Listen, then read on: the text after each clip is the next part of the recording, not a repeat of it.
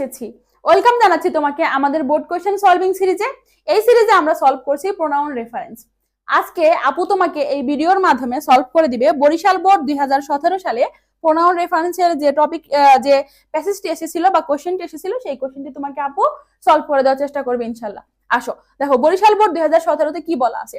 Education is the birth right of every man, মানে কি শিক্ষা প্রত্যেকটা মানুষের জন্মগত অধিকার। দেখো তাহলে আমরা প্রথম লাইনটা পড়ে বুঝতে পারছি যে আমাদের আজকের প্যাসেজ বা আজকের প্যাসেজের থিম নায়ক নায়িকা হচ্ছে এডুকেশন, মানে হচ্ছে শিক্ষা। ওকে, তাহলে আসো এই শিক্ষা এর তারপরে কি বলা আছে, বাট কিন্তু ইভেন দেন মেনি পিপল, অনেক মানুষ ইন আওয়ার কান্ট্রি, আমাদের দেশে আর deprived of this for many reason. তারা কি হয় অফ ডিপ্রাইভড অফ দিস, এটি থেকে ফর মেনি রিজন মানে হচ্ছে এই জিনিসটা থেকে অনেক কারণে তারা বঞ্চিত হচ্ছে। এখন কি থেকে বঞ্চিত হচ্ছে বলতো?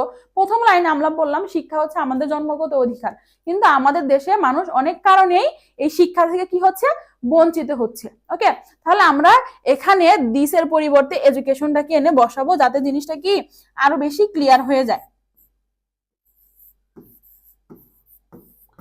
এডুকেশন এরপরে লাইনে দেখো কি বলা আছে, they are unconscious and unskilled for want of it. They are unconscious and unskilled for want of ইট।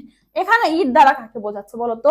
আমরা এই তিন লাইনের মধ্যে শুধুমাত্র আমাদের মেইন থিম হিসাবে এডুকেশনকেই পেয়েছি। সো এখানে আমরা ইটের পরিবর্তে কি লিখবো বলতো? আরো নির্দিষ্ট করতে আমরা হচ্ছে এখানেও এডুকেশন লিখবো। এরপর দেখো ফর দিস, এর জন্য they are unable not only to develop their own fate on their family but also unable to pay any rule for the development of society or the state. দেখো এই শিক্ষা থেকে বঞ্চিত হওয়ার দরুন সে শুধু তার ফ্যামিলির জন্য যে উন্নয়ন মানে হচ্ছে উন্নয়ন করতে পারছে না, শুধু তাই না সে দেশের বা হচ্ছে রাষ্ট্রেরও কোনো কাজে আসছে না। ওকে, এরপর দেখো কি বলছে, ইফ দ্য পিপল, যদি মানুষ আর নট প্রপারলি এডুকেটেড, যদি হচ্ছে সঠিকভাবে কি না হয় শিক্ষিত না হয়, দ্যাট ইজ নট পসিবল, এটি কি নয়, এটি সম্ভব নয়। তাহলে দেখো আগের লাইনে আমরা কি বললাম, ডেভেলপমেন্ট অফ সোসাইটি বা ডেভেলপ দেয়ার অন ফেট, তাদের নিজেদের ভাগ্য বা হচ্ছে তাদের ফ্যামিলি। এরপর আবার বলছে তারা হচ্ছে তাদের দেশ বা রাষ্ট্রের উন্নয়নও করতে পারবে না। তাহলে পরের লাইনে আমরা কি বললাম, ইফ দ্য পিপল, যদি মানুষ ঠিক মতো শিক্ষায় শিক্ষিত না হয় তাহলে তারা কি করতে পারবে না, তাহলে দেশের যে উন্নয়ন এই জিনিসটা কোনোভাবেই সম্ভব নয়। এর জন্য আবু সবসময় বলে প্যাসেজটার বাংলা তোমাকে ভালো মতো বুঝতে হবে এবং প্রত্যেকটা লাইনে কি বলা আছে সাবজেক্ট হিসাবে নাউন হিসাবে কি আছে তোমাকে ধরতে হবে, ভালো মতন বুঝতে হবে। আর এই বোঝার সব থেকে ভালো উপায় হচ্ছে বাংলাটা তোমাকে বুঝতে হবে। ওকে, এরপর এখানে আসো, তাহলে আমরা এখানে কি লিখতে পারি, the development of the country.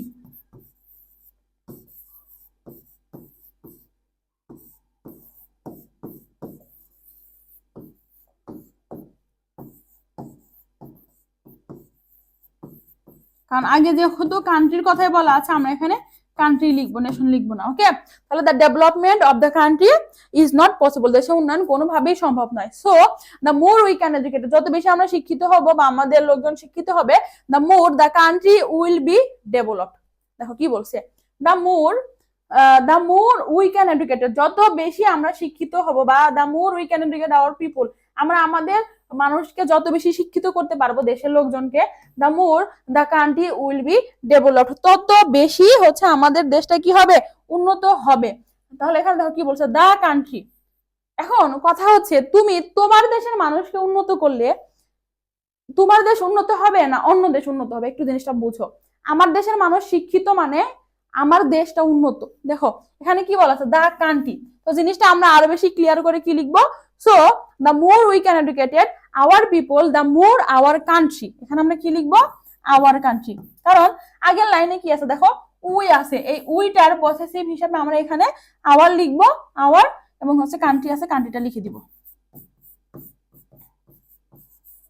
Okay, clear? এরপর দেখো, with a view to developing human resource the government has given many incentives in the field of expanding the primary and the secondary education. We must ensure this for every child of the country. দেখো আগের লাইনে কি বলছে, এই মানুষকে বা এই জনসম্পদকে উন্নয়নের লক্ষ্যে the government has given many incentives in the field of expanding the primary and secondary education, মানে হচ্ছে প্রাথমিক এবং হচ্ছে কি যে আমাদের মাধ্যমিক শিক্ষা আছে এই শিক্ষায় হচ্ছে আমাদের সরকার কি করেছে, জোর দিয়েছে। যাতে করে কি we must ensure this for every child of the country, যাতে করে এই জিনিসটা সবার মধ্যে কি হয়, আমাদের দেশের এভরি চাইল্ড মানে সবাই যাতে এই জিনিসটা কি করতে পারে, এনশিওর করতে পারে বা নিজেদের মধ্যে নিতে পারে কমপক্ষে প্রাইমারি এবং মাধ্যমিক শিক্ষাটা। তাহলে দেখো এখানে কয়টা হচ্ছে ফ্যাসিলিটির কথা বলছি, না প্রাইমারি এন্ড সেকেন্ডারি, তাহলে এখানে দুইটা। তাহলে আমরা এখানে কি লিখবো, দেশ সুযোগ সুবিধা অবশ্যই এটা, তাহলে আমরা এখানে লিখবো দেশ ফ্যাসিলিটিস। ওকে, দেখো ক্লিয়ার। তাহলে দেখো তুমি শুধুমাত্র বাংলাটা যদি না বুঝো, আমি তোমাকে আবারও বলছি কোনোভাবেই তোমার হচ্ছে অ্যাকুরেট ভাবে এই কোশ্চেনটা বিশেষ করে প্রোনাউন রেফারেন্সটা সলভ করা সম্ভব নয়। যে যতই বলুক শুধু তোমাকে হচ্ছে রিফ্লেক্সিভ প্রোনাউন কোনটা, পসেসিভ প্রোনাউন কোনটা, কোনটা কোন প্রোনাউন, এই প্রোনাউন শিখলে তুমি সলভ করতে পারবে, আসলে এমন কিছু না। তোমাকে সবার আগে প্রোনাউন রেফারেন্সের ক্ষেত্রে বাংলাটা মাস্ট বি বুঝতে হবে, নাহলে এখানে যে প্রোনাউন গুলো দেওয়া আছে তোমার এগুলো মানে হচ্ছে একদম খালি চোখে দেখে মনে হবে এখানে ঠিকই আছে প্রোনাউন। হ্যাঁ, কারণ একে তো আমাদের ফ্রি হ্যান্ড স্কিল তত বেশি ভালো না।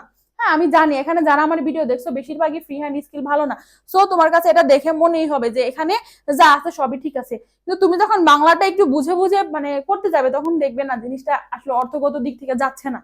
ওকে, সো এর জন্য তোমাকে হচ্ছে বেশি বেশি বাংলাটা প্র্যাকটিস করতে হবে। তো এর জন্য তুমি যে কাজটা করতে পারো, প্রিভিয়াস ইয়ারে যত বোর্ড কোশ্চেন সলভ করে ফেলো। এখন অনেকে আমার এই একটা ভিডিও দেখে বলবে আপু আমি তো একটা কোশ্চেন মানে হচ্ছে সলভ পাইলাম, আর বাকিগুলো কোথায় পাবো? তোমার টেনশনের কারণ নেই, তুমি আমাদের ভিডিও ডেসক্রিপশন বক্সে চেক করে নিতে পারো, সেখানে প্রিভিয়াস ইয়ারের আমি সবগুলো প্রোনাউন রেফারেন্স সলভ করে দিয়েছি। তুমি এখানে ক্লিক করে আমাদের পুরো লিস্টটাই তুমি এখান থেকে পেয়ে যেতে পারবে ইনশাল্লাহ। ওকে, তাহলে তোমার সাথে আমার আবার দেখা হবে পরবর্তী ইয়ারের বোর্ড কোশ্চেন সলভিং ক্লাসে। ধন্যবাদ সবাইকে।